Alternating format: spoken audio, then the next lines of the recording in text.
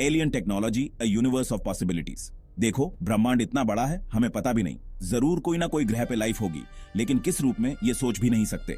हो सकता है एलियंस के पास ऐसी टेक्नोलॉजी हो जो हमारी टेक्नोलॉजी से कहीं ज्यादा एडवांस्ड हो। सोचो, वो स्टार्स की पावर को यूज करते हो, स्पेस टाइम में घूमते हो और एनर्जी को ऐसे इस्तेमाल करते हो जैसे हम सपने में भी ना सोच सकें। इमेजिन करो ऐसे वेपन्स जो पूरे प्लैनेट्स को तबाह कर सकते हैं, या ऐसे शील्ड्स जो किसी भी अटैक को बेअसर कर सकते हैं। उनकी टेक्नोलॉजी हमारी समझ से परे हो सकती है, जिससे वो एक बहुत बड़ी ताकत बन जाते हैं। सोचो, अगर वो स्टार्स के बीच ट्रैवल कर सकते हैं तो अर्थ तक पहुंचने का मतलब है इंटरस्टेलर ट्रैवल में उनकी मास्टरी। ऐसा करना तो हमने सोचना भी शुरू नहीं किया।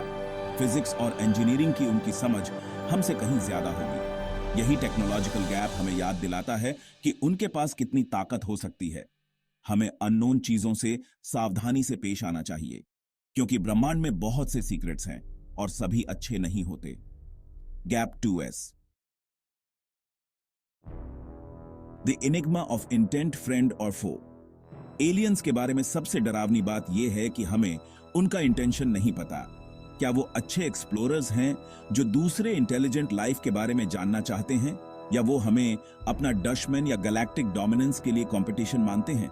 हमें नहीं पता। इस अनिश्चितता से डर और अटकलें लगती हैं। ये सोचना आसान है कि वो अग्रेसिव इन्वेडर्स होंगे जो जीतना चाहते हैं या रिसोर्सेज चाहते हैं। साइंस फिक्शन में एलियन इन्वेजन की कहानियां भरी पड़ी हैं, और हालांकि हमें अपने डर को हद से ज्यादा नहीं बढ़ने देना चाहिए, लेकिन हमें यह मानना होगा कि उनका इंटेंशन बुरा भी हो सकता है। उनके मोटिव्स एक रहस्य बने हुए हैं, जिससे उनके एक्शंस का अंदाजा लगाना मुश्किल हो जाता है। हमें किसी भी स्थिति के लिए तैयार रहना होगा, क्योंकि ब्रह्मांड दूसरा मौका कम ही देता है। Alien biology, an unknown frontier. Extra terrestrial life की बायोलॉजी भी मानवता के लिए खतरा बन सकती है। सोचो, अगर एलियंस के साथ ऐसे माइक्रोब्स भी आ जाएं जिनसे लड़ने के लिए हमारी बॉडी तैयार ना हो। ऐसी स्थिति में भयानक पैंडेमिक्स फैल सकती हैं जो मानव जाति को ही नष्ट कर सकती है। हमारा इम्यून सिस्टम तो सिर्फ अर्थ के पैथोजन से लड़ने के लिए बना है, एलियन इन्वेडर्स से लड़ने के लिए नहीं। यहां तक कि अगर एलियन से कोई नॉर्मल इंटरैक्शन भी हो तो वो खतरनाक साबित हो सकती है। उनकी हवा में सांस लेना या उनकी किसी चीज को छूना भी अनजाने में खतरनाक हो सकता है। हमें बहुत सावधानी से आगे बढ़ना होगा, क्योंकि एलियन लाइफ फॉर्म्स का आना, चाहे अनजाने में ही क्यों ना हो, हमारे प्लैनेट और हमारी प्रजातियों के लिए विनाशकारी साबित हो सकता है। Clash of cultures bridging the galactic divide. Cultural और एथिकल डिफरेंसेस की वजह से भी गलत फहमियां और कॉन्फ्लिक्ट हो सकते हैं। हमारे वैल्यूज, बिलीफ्स और सोशल नॉर्म्स उनके लिए बिल्कुल अलग हो सकते हैं, और हमारे लिए भी उनके। जिसे हम एथिकल ट्रीटमेंट मानते हैं, हो सकता है वो उसे कमजोरी समझें। जिसे हम पवित्र मानते हैं, हो सकता है वो उसे महत्वहीन समझें। कम्युनिकेशन भी एक बड़ी चुनौती साबित हो सकती है। सोचो, डेमोक्रेसी, जस्टिस या आर्ट जैसे ह्यूमन कॉन्सेप्ट्स को ऐसे प्राणी को समझाना कितना मुश्किल होगा जिसका कॉग्निटिव फ्रेमवर्क बिल्कुल अलग है। मिस इंटरप्रिटेशन की संभावना बहुत ज्यादा है। यहां तक कि अच्छे भाव से किया गया कोई जेस्चर भी गलत समझा जा सकता है, जिससे अनजाने में ही कॉन्फ्लिक्ट हो सकता है। इतने बड़े कल्चरल गल्फ को पाट कर ट्रस्ट और अंडरस्टैंडिंग बनाना एक बहुत बड़ा काम होगा। Section 5, the hunger for resources, a universal struggle. Resources के लिए कंपटीशन भी कॉन्फ्लिक्ट का एक बड़ा कारण बन सकती है। अर्थ पर पानी, मिनरल्स और दूसरे रिसोर्सेज की बहुतायत है। ऐसे में कोई ऐसी सिविलाइजेशन जिसे अपने प्लैनेट पर इन चीजों की कमी का सामना करना पड़ रहा हो, उनके लिए अर्थ एक आकर्षक टारगेट हो सकती है। हो सकता है वो हमें ऐसे लोग समझें जो वैल्यूएबल एसेट्स पर घुस बैठे हैं और जिनसे ये सब छीन लिया जा सकता है। इमेजिन करो कि कोई ऐसी एलियन सिविलाइजेशन जो खुद खत्म होने के कगार पर है, वो अपनी सैल्वेशन के लिए अर्थ पर नजर जमाए बैठी है। उनकी मजबूरी उन्हें एक्सट्रीम मेजर्स लेने पर मजबूर कर सकती है, भले ही उन्हें अपना अस्तित्व बचाने के लिए बल का प्रयोग क्यों न करना पड़े। हमारे अपने इतिहास में भी रिसोर्सेज को लेकर कई युद्ध हुए हैं, और ऐसा सोचने का कोई कारण नहीं है कि एलियंस इस मामले में अलग होंगे। Section 6, earth scarred face, the human footprint. हालांकि हो सकता है मानवता के लिए सबसे बड़ा खतरा तारों से नहीं, बल्कि खुद से ही हो। हम खुद अपने सबसे बड़े दुश्मन हैं। अपने प्लैनेट के रिसोर्सेज का लगातार शोषण करके हमने डिफॉरेस्टेशन, पोल्यूशन और क्लाइमेट चेंज को बढ़ावा दिया है, जिससे अर्थ के इकोसिस्टम्स खत्म होने के कगार पर हैं। हम देख रहे हैं कि ग्लेशियर्स पिघल रहे हैं, सी लेवल्स बढ़ रहे हैं और एक्सट्रीम वेदर इवेंट्स ज्यादा होने लगे हैं। ये बदलाव हमारी फूड सिक्योरिटी, वाटर रिसोर्सेज और आखिरकार हमारे अस्तित्व के लिए खतरा है।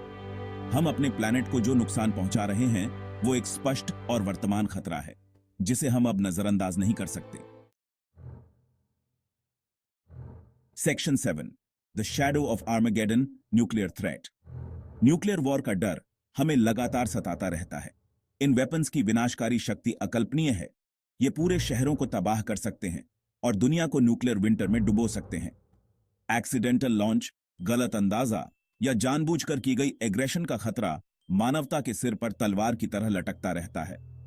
न्यूक्लियर एक्सचेंज के परिणाम इतने भयानक होंगे कि उनके बारे में सोचा भी नहीं जा सकता। Global famine, radio active fallout और सभ्यता का पतन कुछ संभावित परिणाम है। हमने अपने विनाश का साधन खुद बनाया है और इन वेपन्स ऑफ मैस डिस्ट्रक्शन को नष्ट करने की जिम्मेदारी पूरी तरह से हमारी है। Section 8, silent and invisible, biological and chemical weapons. उतनी ही चिंता की बात बायोलॉजिकल और केमिकल वेपन्स का विकास और प्रसार है। ये मौत के छिपे हुए एजेंट चुपचाप और अदृश्य रूप से तैनात किए जा सकते हैं, जो बड़े पैमाने पर बीमारी और घबराहट फैला सकते हैं। ऐसे वेपन्स का इस्तेमाल छोटे पैमाने पर भी विनाशकारी परिणाम दे सकता है, जिससे ग्लोबल पैंडेमिक्स शुरू हो सकती है। इन वेपन्स की प्रकृति ही ऐसी है कि उन्हें कंट्रोल करना और रोकना मुश्किल है। आतंकवादियों या दुष्ट राज्यों द्वारा गलती से या जानबूझकर दुर्घटना होने की संभावना इस गंभीर खतरे को और भी जटिल बना देती है। हमें इन हथियारों को अपने शस्त्रागार से हटाने और उनके आगे विकास को रोकने के लिए लगातार काम करना चाहिए। Section 9, the rise of the machines, AI's uncertain future. Artificial intelligence या एआई का तेजी से हो रहा विकास हमें अवसर और जोखिम दोनों देता है।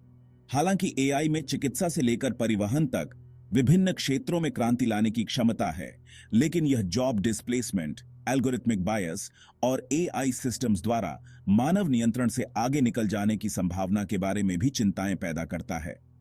एक ऐसी परिस्थिति की कल्पना करें जहां विशिष्ट कार्यों के लिए डिजाइन किए गए एआई सिस्टम्स में अप्रत्याशित क्षमताएं विकसित हो जाती हैं और वे स्वयं जागृत हो जाते हैं। ऐसी परिस्थिति हालांकि अभी भी साइंस फिक्शन के दायरे में है, लेकिन बिना किसी रोक-टोक के एआई विकास के संभावित जोखिमों को उजागर करती है। हमें यह सुनिश्चित करना चाहिए कि एआई मानवीय मूल्यों और नैतिकता द्वारा निर्देशित होकर अच्छाई के लिए एक साधन बना रहे। Section 10, humanity divided, internal conflicts and global instability. शायद हमारे अस्तित्व के लिए सबसे तत्काल खतरा हमारे अपने विभाजनों में है।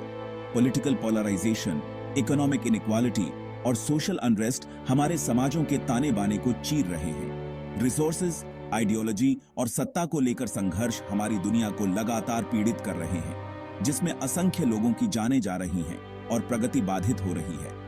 हम एक ऐसी प्रजाति हैं जो महान करुणा और सहयोग करने में सक्षम है, फिर भी हम अक्सर अपनी निचली प्रवृत्ति के आगे झुक जाते हैं। विभाजनों को पाटने, एक सामान्य आधार खोजने और सामूहिक कल्याण के लिए मिलकर काम करने में हमारी अक्षमता हमारे दीर्घकालिक अस्तित्व के लिए एक खतरा है। हमें अपनी साझा मानवता को अपनाना सीखना चाहिए और एक अधिक न्याय संगत और समानतावादी दुनिया की ओर काम करना चाहिए। Section 11, the immediate threat, A clear and present danger. हालांकि एक्स्ट्रा टेरेस्ट्रियल लाइफ से संभावित खतरा एक्सप्लोरेशन के लिए एक आकर्षक और महत्वपूर्ण विषय है, लेकिन मानवता को सबसे तत्काल खतरा हमारे अपने कार्यों से है। हम अपने प्लैनेट को नष्ट कर रहे हैं, वेपन्स ऑफ मैस डिस्ट्रक्शन का विकास कर रहे हैं और अपने समाजों के भीतर विभाजनों को बढ़ने दे रहे हैं। हमारे सामने जो चुनौतियां हैं वे भयावह हैं, लेकिन वे अजेय नहीं हैं। हमारे पास अपना रास्ता बदलने की क्षमता है। संघर्ष के बजाय सहयोग, शोषण के बजाय स्थायित्व और युद्ध के बजाय शांति चुनने की क्षमता है। मानवता का भविष्य इस बात पर निर्भर करता है कि हम खुद को होने वाले खतरों को पहचानने और उन्हें दूर करने के लिए निर्णायक कार्रवाई करने में कितने सक्षम हैं। हमें अभी कार्रवाई करनी चाहिए, इससे पहले कि बहुत देर हो जाए।